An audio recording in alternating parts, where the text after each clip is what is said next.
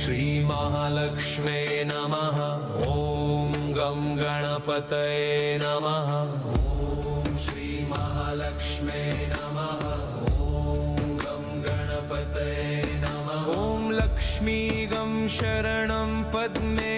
ॐ सिद्धिविनायक रक्ष रक्ष। ॐ धनलक्ष्मी देवी शक्ति। ॐ गणेश कृपा प्रदायक। ॐ शुभ लाभ नमः। ॐ मंगलम शक्तिदेव। ॐ आनंद ज्योति लक्ष्मी।